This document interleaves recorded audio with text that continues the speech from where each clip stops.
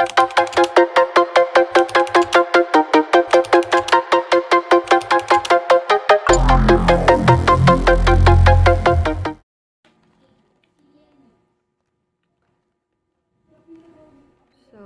ang stock as linked list mao ang class nga nagrepresent sa usa ka stock magigamit ang linked list.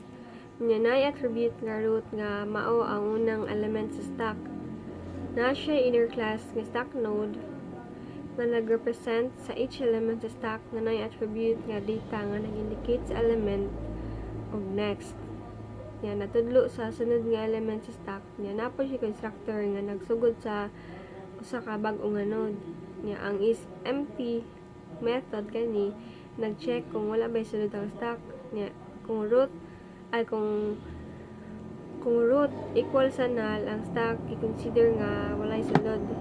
So ang push nga method ni nag-add og bag-ong element sa stock kung ang stock wala pay sulod. Kaning root is equals to null. Ang bagong element mahimong first element sa stock, dayon ang bagong element mahimong bagong root, ug ang sunod kay katong daan nga root. Ya, ang pop method nagkuha og element gikan sa stock kung wala ba sulod ang stock. Mo-print og message nga stock is empty siya. Okay. In other case, ang root mabali og mahimong ang sunod nga element sa stock. Then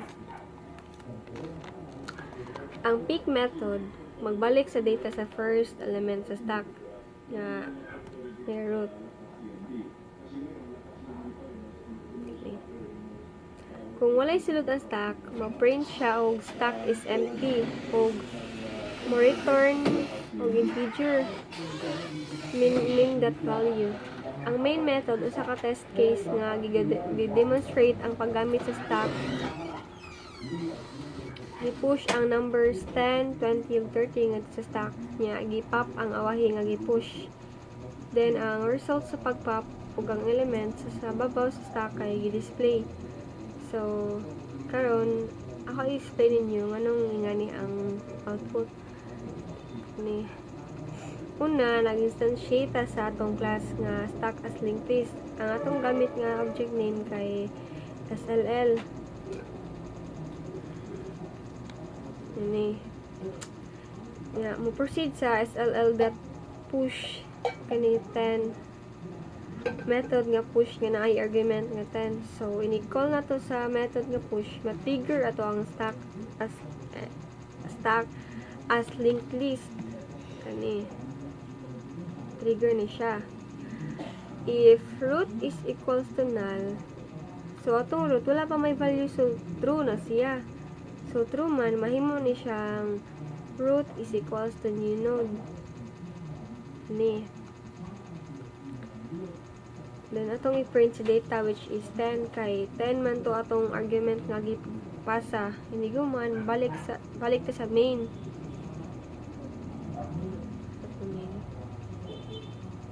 Balik ta sa main. At nga po tagon sa method nga push nga na argument nga 20. Same sa first, nag-instantiate ta sa stock node nga class nga new node ang object name. Then na argument nga data which is 20. Proceed task condition.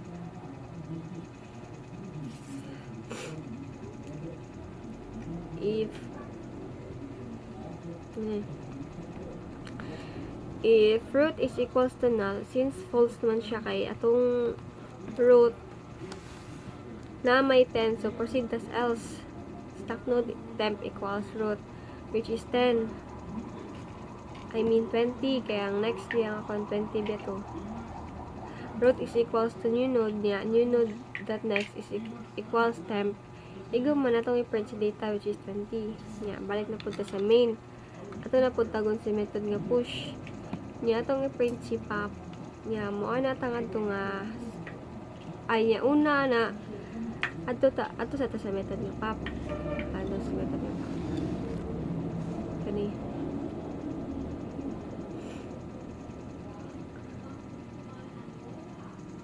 nya na-declare tag integer nga pop equals integer that mean that value nga nya human na proceed tas condition if root is equals to null since false man siya kay na may sulod ang root na to, so proceed tas else ni pop equals root dot data, root equals root dot next.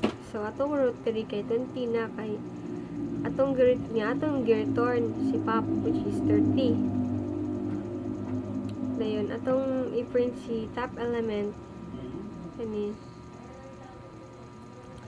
i-print si top element niya proceed ta sa pick nga method kani niya if root x is equals to null since false man mo proceed tas else niya return root that data which is 20 mo na ang mo print si root dot data kay ang value kay 20 man.